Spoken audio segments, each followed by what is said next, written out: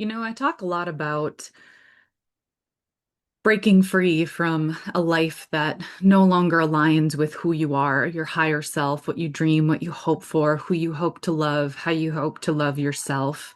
And I stand firmly behind that if there's something that you can clear or leave behind to make space for something that does align more clearly with who you are, do it. Charge full speed ahead, or in some cases, back up as you need to, really far away if you need to. But what about the situations that you can't leave or you can't clear? Situations that cause you discomfort, anger, that don't align with your values, that don't align with how you want to structure your family life, your professional life, your fun life, meaning your hobbies and things like that. What about those situations where it's like, well, I can't back away because, although I value maybe my freedom or doing things a different, more compassionate way, I have to stay in this situation because I have no other choice but to get my paycheck from this place or to include this family member because if I walk away from this family member, then I also lose this family member and I'm not willing to lose that person. Or I've done everything in my power to change this situation structurally, be it at work or again in your family. Maybe you've had the hard conversations, but it's like there's just some external things that are sort of outside your control that just leave you feeling sometimes powerless, sometimes kind of at your wits' end, sometimes just you want to throw your hands in the air and you've done everything you can and you can't walk away. It doesn't feel right to walk away. So what do you do? And that's the focus of this episode. Sometimes you just have to hold it. And I'm not talking about urine because if you need to go to the bathroom, you should. That's actually another reason why I quit teaching is because I couldn't go to the bathroom when I needed to. I mean, like I developed kidney stones and stuff because like you can't leave a classroom full of kids unattended, but what do you do if you have to go? Pee your pants? I had a couple close calls. I'm going to be honest with you, a couple sneezes that turned out to be rather sinister and resulted in some emergency situations. So I'm not talking about pee, though I can relate to having to hold your urine. I'm talking about sometimes you just have to hold the feelings of discomfort, anger, and frustration, sadness. Sometimes you have to hold those things. And so the focus of this episode is going to be diving in more to that and how we can use it to our advantage, quite honestly, to be upfront about it. Like, yes, use it to our advantage and for the greater good, but also how it kind of contradicts some of the things that we're learning about therapy and things like that. So I'm going to talk about how sometimes you just have to hold your feelings of discomfort and how to do that in a way that is empowering. But I'm also going to talk about kind of the greater good and, you know, evolution and how we can use the things that are uncomfortable to create a kind of compassionate, more equal world. And some of that is inspired by my conversation with Graham Skidmore, which was just one episode ago. So you should definitely go listen to that if you haven't yet. Fascinating, fascinating conversation.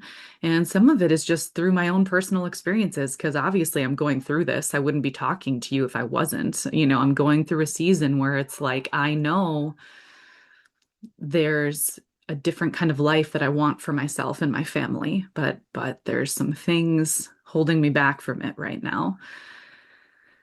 Some things that are frustrating me. And so what do I do? So let's back up to how this kind of contradicts what we're learning about therapy. So like I think the way that the world is going and sometimes how boundaries are misconstrued, like I think for some people they interpret boundaries as anything that makes me uncomfortable or challenges maybe a toxic behavior that I have, I'm just going to avoid and set a boundary of, no, you can't go there with me. Or maybe people cut off people who maybe challenge them and some of their toxic behaviors. So that's one area where we are maybe taking therapy talk too far and maybe misunderstanding boundaries. Boundaries are something that are meant to be set to keep people safe and aligned with their values.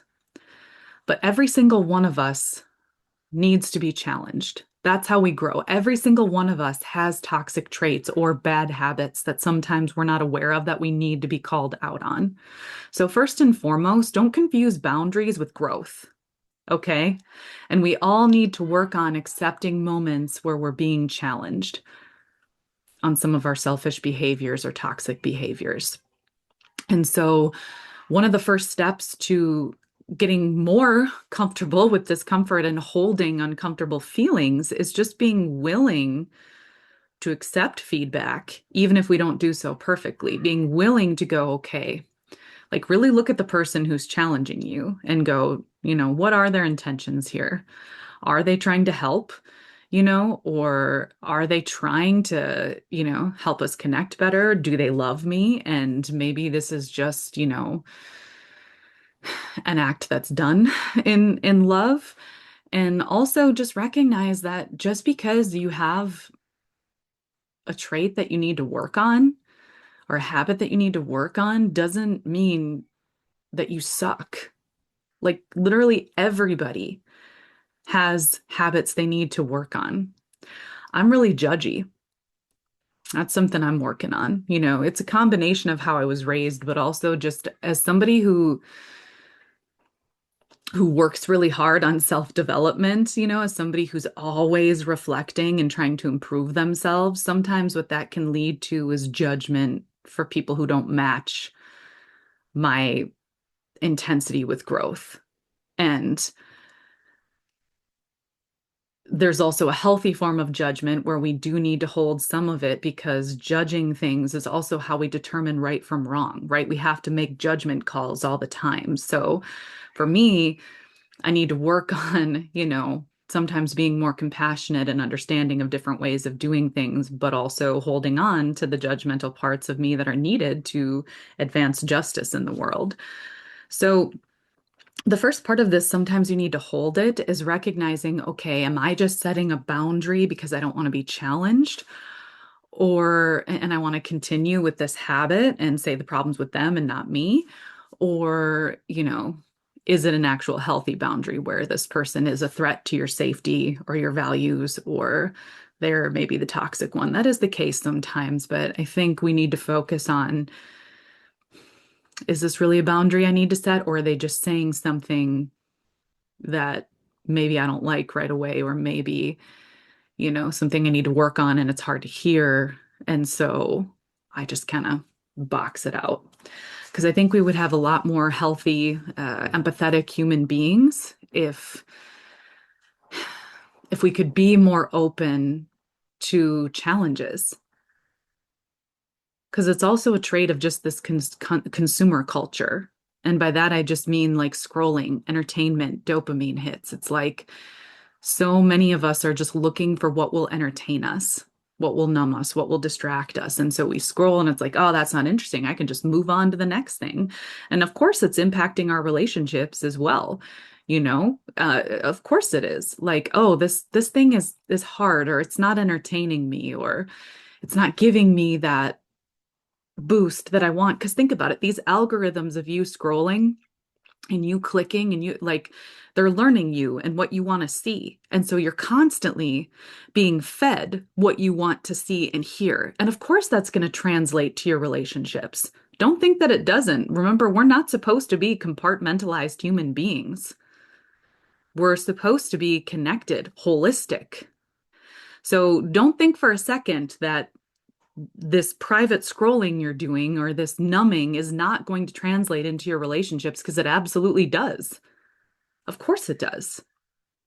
If you allow yourself to be just pulled into what will entertain you, and if you're going to allow these machines to just feed you what you want, well, how the hell are you ever going to tolerate discomfort in the real world? How the hell are you ever going to tolerate growth when you're just being fed what you want to see and hear? So That's the first part of you have to hold it. You have to get comfortable with being challenged. And it sucks and it can look like arguments with people sometimes. It can be unpleasant reactions, defensive reactions, but you have to get used to holding that too and sitting with it beyond just the reaction. Maybe when things have calmed and you have a clearer sense of what's going on. Now, in terms of situations that you just feel like you can't change, right? So this is what I was talking about at the beginning of this video audio for those of you who are listening. When you're in a job, like let's say it's like, yeah, I really want to, quit this job and pursue, you know, painting or pursue teaching maybe, but I can't because I need this paycheck. Like I've literally done the math and there's nothing that I can do to pivot.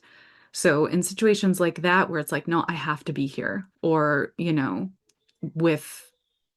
with family, and maybe it's like there's some family members who maybe have toxic traits who are stuck in or who are stuck in patterns that they are struggling to get out of, and you love them, or you love, other members of the family, and you can't just walk away or take some time and space. It's like, okay, how do I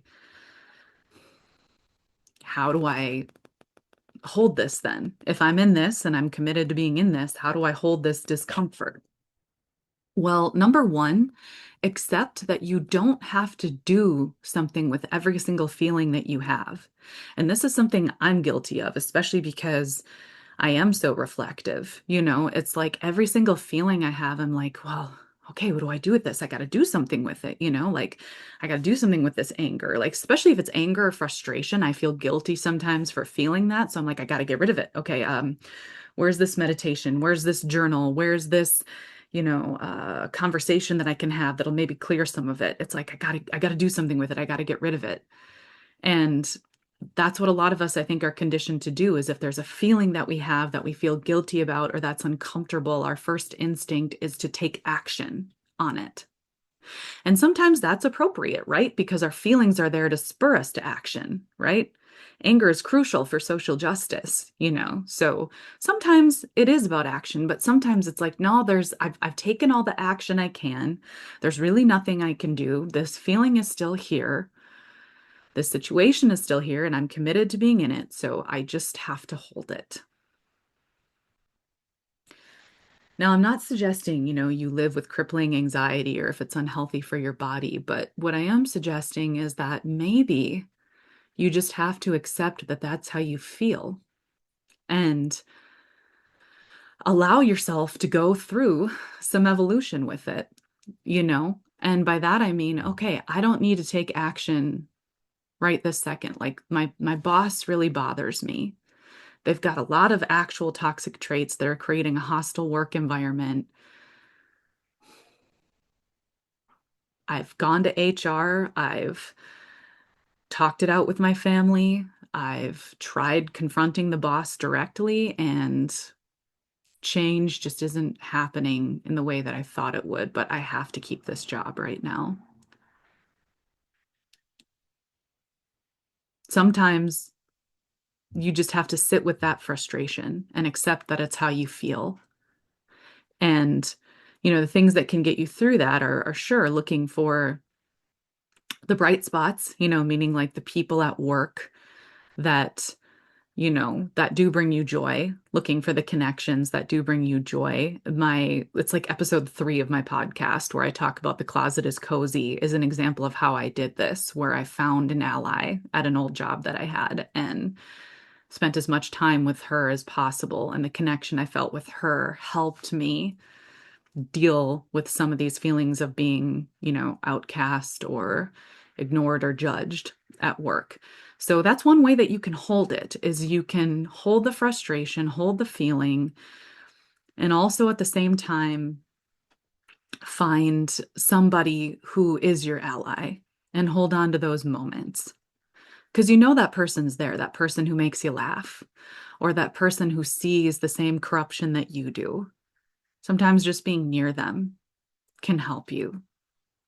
So that's how you get by with holding it in the short term, just accepting that, yep, this is always going to make me feel frustrated. But I have this person, I have this situation who's helping me bear it. And when I think back on my day, I can also remember the time I spent with them and know that I'm not alone. Same thing applies to your family. Like, let's say there's a family member who is caught up in a situation that's causing some problems in the rest of the family. Well, chances are, there's somebody else who understands, who sees, or there's somebody else who can give you wisdom and connection in the midst of it. Or even though this other person is caught up in this thing, you're still having moments with them where you're seeing their soul. And I don't want you to get pulled into a situation where you're giving, giving, giving, and people aren't changing. But what I'm saying is, when you're with a person who's caught up in a negative pattern, don't underestimate your power to speak to their soul. Don't underestimate your power to witness them. Meaning, when you see glimpses of who they really are, their true strengths, their true mission. This is something I was talking to Graham about. So go listen, please. When you see glimpses of their divine nature, what they came here to do, regardless of all the world's corruption and distractions, when you see their soul, tell them. Because even if they don't, you know, gush and thank you in the moment, that hits a deep part of them. That's a seed. And it will grow. And all it takes is an extra 30 seconds of your time to say it. That sparks change, and that's part of holding it, is planting seeds and trusting that they're growing underneath the surface, even if you can't see the immediate results. And that's another way to hold feelings of discomfort, of like, I wish this family dynamic would change. I wish this person would get away from this thing so they can really focus on that thing.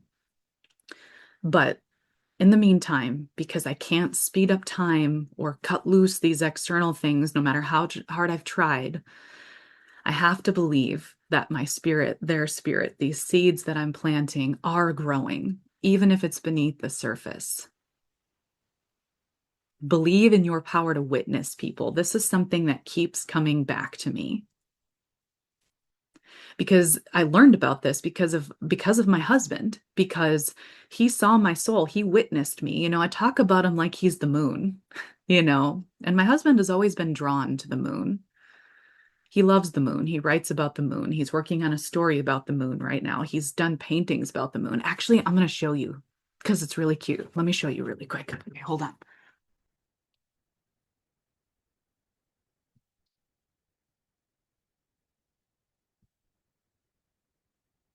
Those of you who are on audio, jump over to the video if you can. Okay, like my blurred background is working against me. So we'll try to do like a Star Wars thing here where like I slowly hold it up. Is it working? Oh, it's blurring it. Okay, let's see. Come on, technology, work with me here.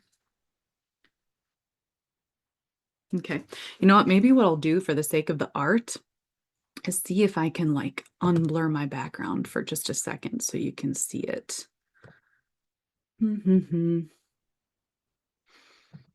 You know what? I actually don't know how to do that because speaking of my husband, he set me up for this, but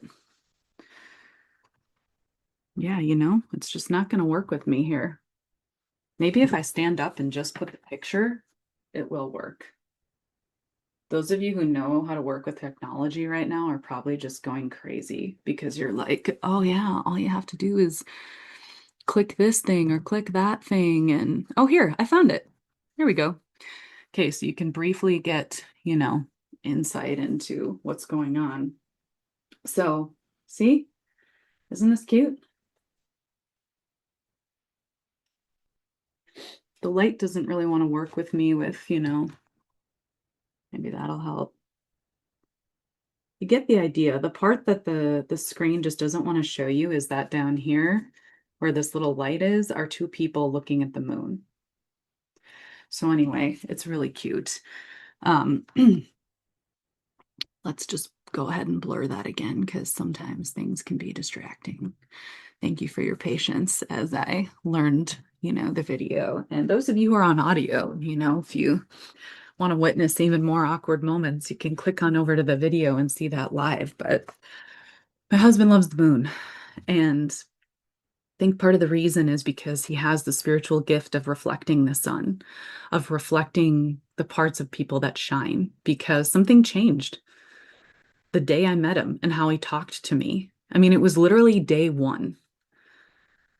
And the way that he talked to me, it was like my life pivoted for the better. All of a sudden, because he saw and knew how to reflect back the parts of me that shine, my soul, my literal light of my soul.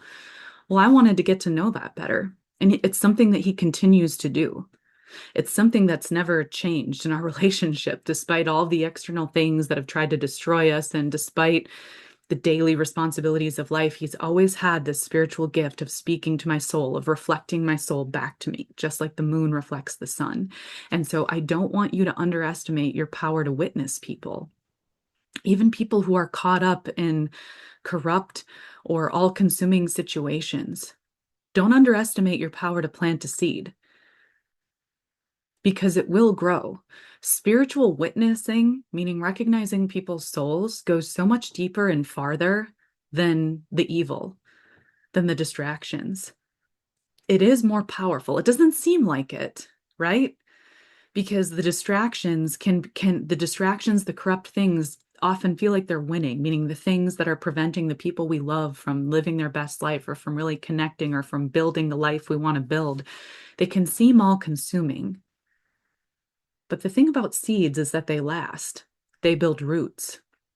And so when they finally grow to the point where you can really see it, where you can recognize your impact, well, that's unshakable then. It takes time, but now you've grown this thing, this beauty, this creature, this light, this tree, this beautiful thing, whatever the thing is that you're growing, you've grown this thing that's there for the long haul. You've grown this thing that is built to survive and thrive, no matter the elements around it. That's the beauty of holding it, of holding the feelings of discomfort when it comes to your family dynamics or when it comes to your work dynamics. Now, you may not be able to change that business, and I promise you, you will get to a point where you can walk away. But in the meantime, while you are there, you are building a sort of resilience and strength in yourself where you're learning how to hold feelings of discomfort right alongside the life that you hope to continue to grow. And that kind of resilience that you build by learning to hold feelings, even if you can't act on them right away, that kind of resilience will help you to do greater things in the world. I'm going to get up one more time because I couldn't help but think of my book Sheltered and something I wrote in there, and I want to read it to you. So give me just a second.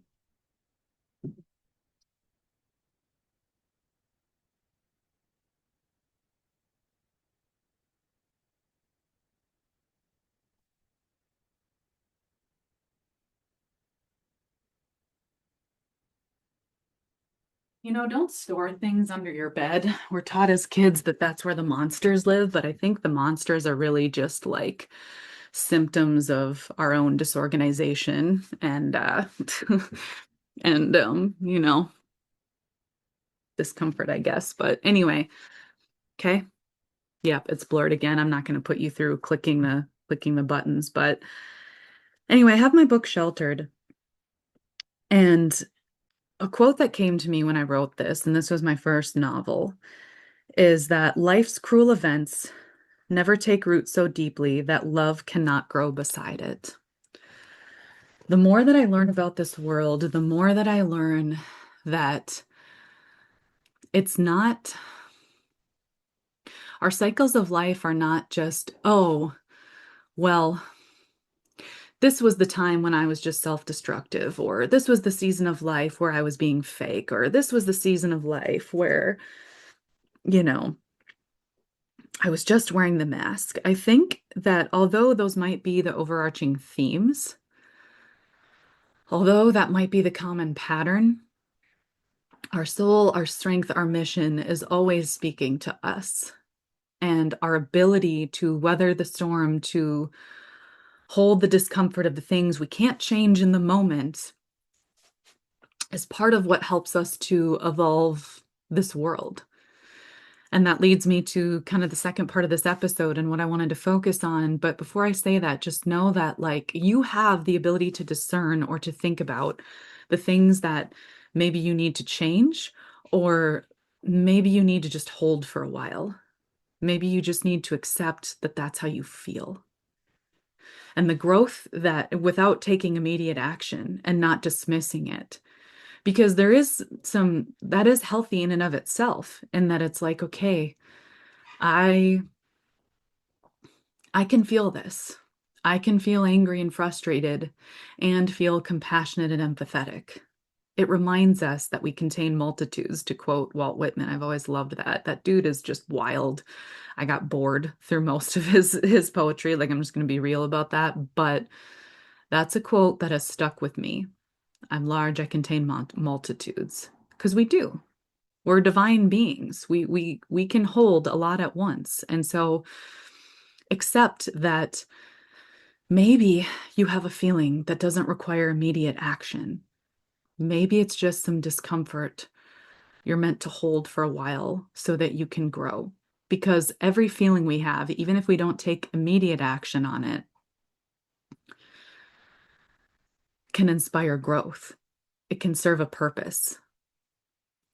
And so, to bring me to, again, the second part of this, I just want to talk about evolution because it's something that keeps popping up as a theme for me lately. It's something that's just popping up in my mind and my conversations with my husband and the things that I watch and read. Evolution, evolution, evolution, evolution. Ironically, it's something that I was taught to reject, right? Because some religions teach that it goes against God's will or, God's plan. And it's like, I do think that that belief system, that fear-based belief system of acknowledge, because I was afraid to believe in evolution when I was younger because it was like the ultimate sin of God's creation story, right? Which God's creation story actually makes no sense if you really look at it, but that's a conversation for another time. We're taught to fear evolution sometimes. And what I realized is that if we're afraid of evolution, well, then we're not going to want to evolve, right? Like if we're just reliant on some sort of God in the sky or Jesus Christ or, some sort of external deity to provide the growth that we need. Well, how motivated are we going to be to grow if the source of that growth comes from an external deity? Now, that being said, I absolutely believe in spirits, and that's going to be a part of this episode too. And I believe that they are influencing us, but they can't be the source. They can't be the heart. You have to believe that you have a divine consciousness that you are in control of if you're really going to grow and kind of let go of some of the shame that some religions teach and believe that, no, like, I'm an imperfect being, and that imperfection is also what creates growth and new life. Okay, so evolution. If you watch, any nature documentary, some of the first beings that evolve, to adapt and to create a thriving an environment where people can thrive, where their species can thrive, like when you look at beings that evolve, sometimes when they're the first, or sometimes, just evolution in general, it's goofy. It's goofy looking. Like if you look at, again, some of these things that are on these nature documentaries, animals, plants, it's like, what the fuck is that? I'm still watching the Americas documentary on Peacock. It's the one that's narrated by Tom Hanks. You should actually for sure watch it. It's actually a really well done documentary that doesn't just focus on death.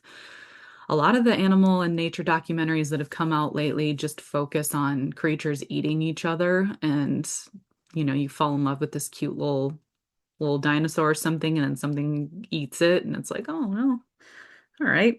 If I wanted to watch murder porn, I would have turned on one of the 50 million savage, horrible I'm sorry I used the word savage. I shouldn't have used that because I know that sometimes is associated with some discrimination. So I apologize that I used that. It's come back in pop culture a little bit, so I slipped. So forgive me for that. Anyway, if I wanted to watch murder porn, I would watch one of the million just disgusting true crime documentaries that are available, which the fact that those are popping off is disgusting in and of itself, but that's a conversation for another day. The point is, the Americas documentary is really good. You should watch it if you have Peacock. But evolution is messy. It's goofy looking. It doesn't always make sense, but it is evolution. It is an important part of the process of thriving in whatever environment is available. And if you take an honest look at this earth, we don't evolve by cutting ourselves off from discomfort. We don't evolve by moving away or getting away from the things. Sometimes we need to, especially if it's abusive, but you know what I mean? If it's a situation where it's like, no, we're here, it's like part of how we evolve is adapting what we need to thrive no matter the circumstances. And that is one of the gifts that holding discomfort, that holding anger, that holding sadness can give us, is we learn to live with it. And we learn by observing, okay, it doesn't mean that by holding it, you just ignore it. It means you accept that that's how you feel. And then you open yourself up to observing why, because sometimes we need to observe. When you observe what's making you angry about a situation, it often gives you a clue into what your values are. And sometimes by watching people do the wrong thing or the corrupt thing, you learn about your ability to do the right thing or the sustainable thing or the restorative thing. That that's part of what evolution is. Maybe this feeling of discomfort that you have in the moment isn't something you can act on right now, but maybe it's a cycle of growth you're meant to go through. Maybe it's something that you're meant to learn so that you can build something bigger, because often what we have to deal with one on one or in our work circles or family circles could be a part of our larger mission. Like in my case, I wrote my whole She Deaths reflection book because I had to learn to live with a psychotic narcissist who was trying to destroy me and my life at every turn. It wasn't a situation I could escape no matter, well, I did, and that some boundaries were set, but like I can't just make this person go away no matter how bad I want to. I can't. And I can't lose the people that I love. So I have to learn to live with it. Well, what that did by just allowing myself to sit with that is it created my ability to write a book about healing narcissism in the US, about restoring things, about it creating an environment where that kind of behavior can't thrive, creating a place where we no longer grow toxic things like that, where those weeds, because that's what narcissism is. The narcissistic people, they're weeds. Well, what if we create a garden where they can't grow, where they can't do parasitic things anymore? So in sitting with, this discomfort and being frustrated with the systems that aren't intervening, it's taught me how to intervene. I can't remember if I've told you this or not, but I have another recurring dream, like in addition to my recurring dreams about teaching and things like that.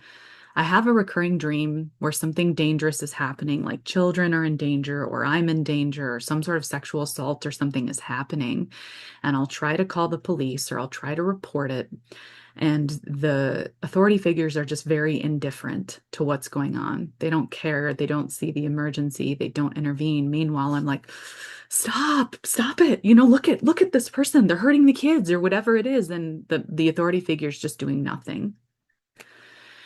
And I keep having this dream over and over again. And it's trying to tell me something. It's trying to clear my dependence or expectation that these authority figures are going to do what they say they're going to do. And it's meant to teach me what I can do despite them.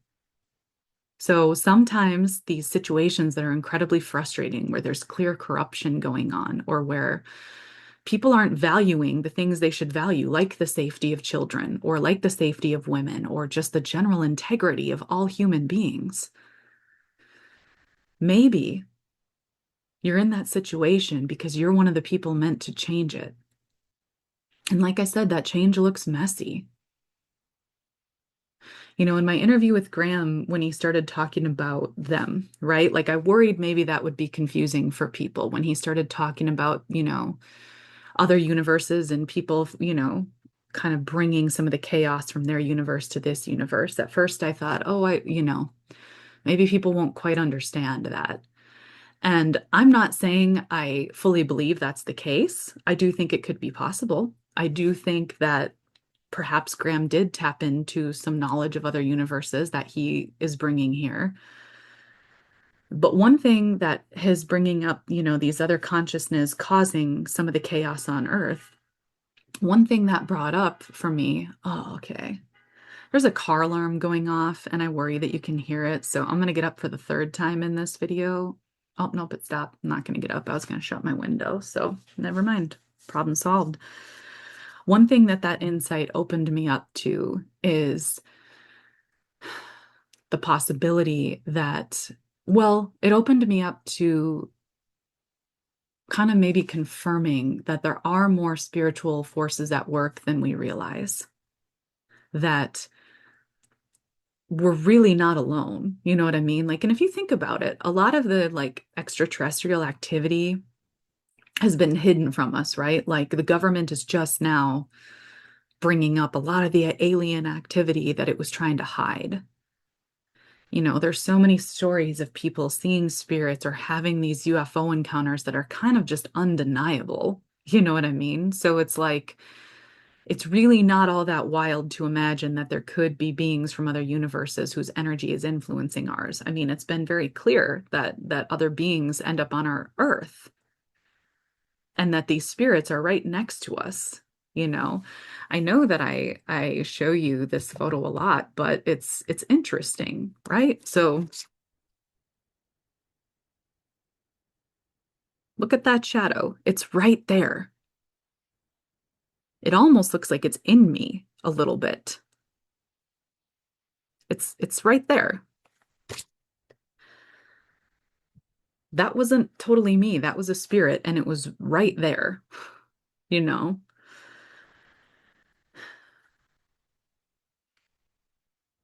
I'm trying to say that part of this evolutionary cycle is also opening our minds to things that seem messy or strange, or things where we maybe don't have a logical conclusion of how it all works, how it happened.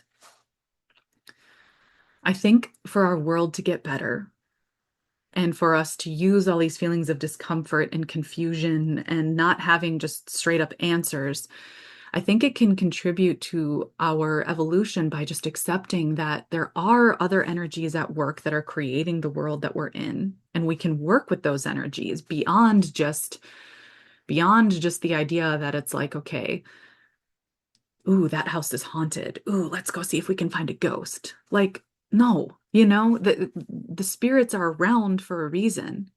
And it's not just evil. There's angels. There's people who study the Fey realm and how that impacts things. Like I had an empty package of a fairy book delivered on my doorstep. Like a package came that was said to have a fairy book that wasn't actually in it. Okay? Listen to my interview with Varla Ventura. We talk all about it because it was her book that I was ordering and I had already received it. And then another phantom package arrived on my doorstep with nothing in it, but it said the fairy book was in it. And she's like, oh, you got a fairy book. And for me, I didn't just dismiss that as, oh, that's weird or, oh, that's creepy or, ooh, haunted fairies. No, I took it as, hey, the fairies are trying to tell me something. Oh, they want me to start writing about them. And sure enough, I did. Spiritual encounters are an invitation. This shadow picture was an invitation for me to look at my nature. So part of how we evolve is accepting that maybe there's some spiritual influences. Although I'm still processing what Graham said about other universes and existences and things like that, it's like, well, I think it's fair to acknowledge that perhaps spiritual influences are why people are the way they are. Like I briefly dipped into John Edwards' book that he wrote with an FBI agent called Chasing Evil. As I mentioned, I had to get rid of it because it was too murdery and I couldn't hold that. But as they're talking about this murderer that they took down, there's, you know, descriptions of him as like foaming at the mouth and having this very high-pitched, creepy voice. And I can tell you from my own experience with a particular psychotic person, I've heard her scream and it's not a human sound. It's creepy.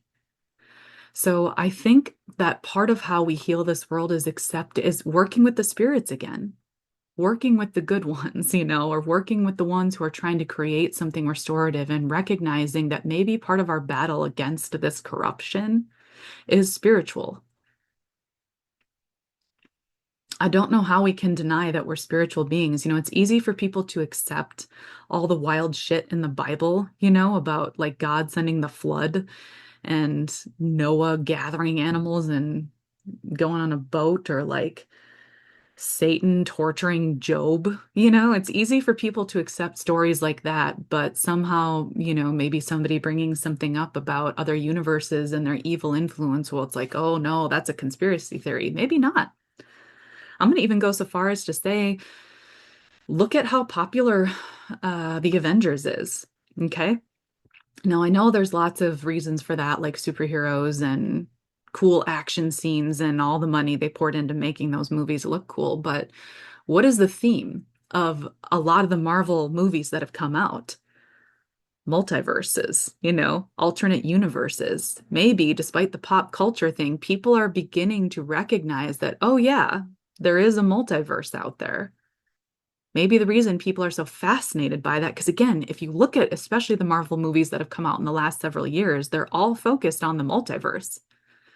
The original Into the Spider-Verse animated movie that came out with the Miles version of Spider-Man was wildly successful. The concept that there could be multiple Spider-Mans from multiple universes. And then after that, they did that with the Tom Holland one, right? Where they brought back the nostalgia of the Tobey Maguire and the Andrew Garfield, Spider-Mans. And then, you look at the whole Avengers thing with Thanos and going back in time. I mean, I don't think it's just the pop culture trend. I think part of the reason people were drawn to those movies is because there's a part of us that remembers that we're not alone, that there are other influences, that we are actually a part of it too. Because humanity didn't always exist on this earth. There were millions, billions of years where there were no humans, but our consciousness came from somewhere into these bodies. So thank you for sticking with me for this long. I know these are a lot of big things I'm covering, but I just had to share them with you. You know, maybe you just holding on to your anger for a little bit could be as big as healing the universe. But it really is all connected, These small feelings that we have in our little corner of the world are connected to the world at large. And if there's one point that I want to make to you, it's that who you are and what you hold does impact the collective, meaning other humans, meaning the spiritual realm. And perhaps this is an invitation to allow the spirits to help you. Because one thing that's for sure helped me hold these feelings of discomfort is engaging with them. And the way that I do that is I listen, right? I learn more about my psychic gifts. There's a million psychics out there who can help you tune in to the different psychic gifts that you have. Okay, the book's not over there, but I'll find the book and I'll put it in the show notes. There's one that's really good at just kind of introducing you to psychic gifts, because we all do have them. It's just that some people are maybe more tuned in than others.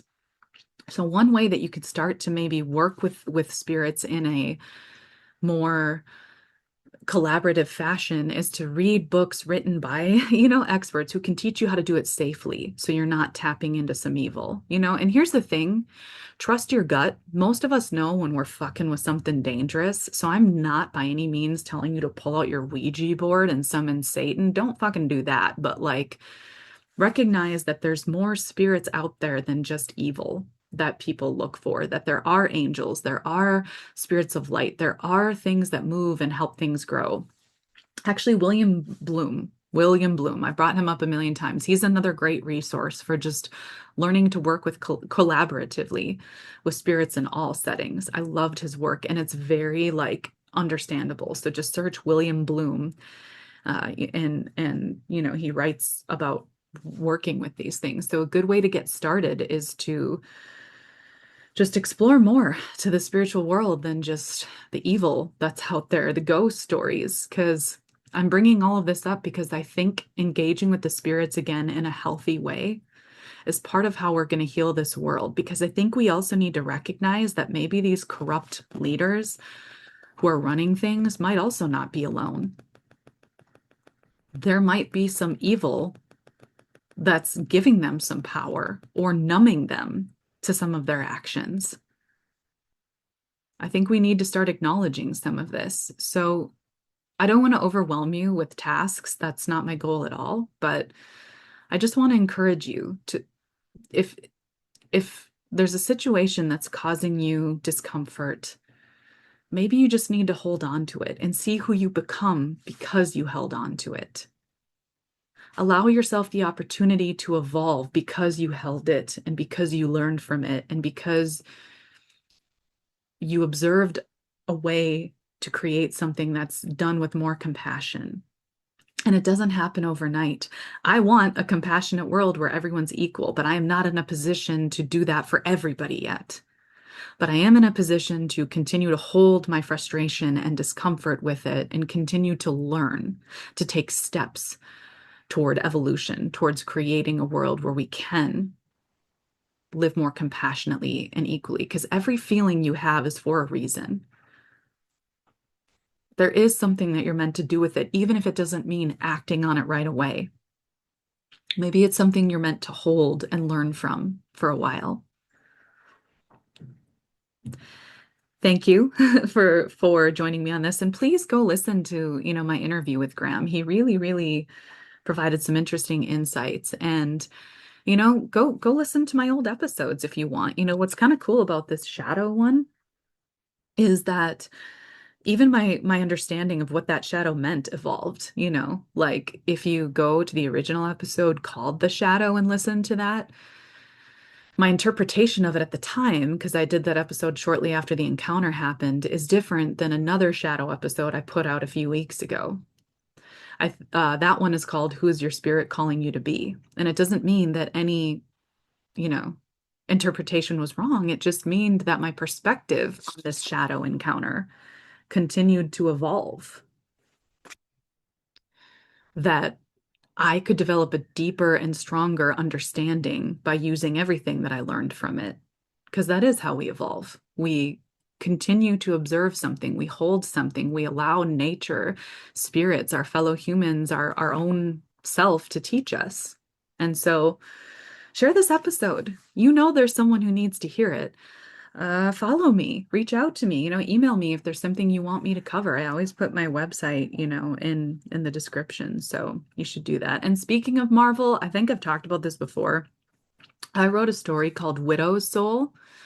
It's based on the idea that Black Widow actually survived and woke up in the soul world after she sacrificed herself. And I love that story so much. It includes Ultron eating a s'more. So if that's not enough to draw you in, Black Widow surviving and maybe even having a little fight scene, but also team up with Gamora, who also had to sacrifice herself,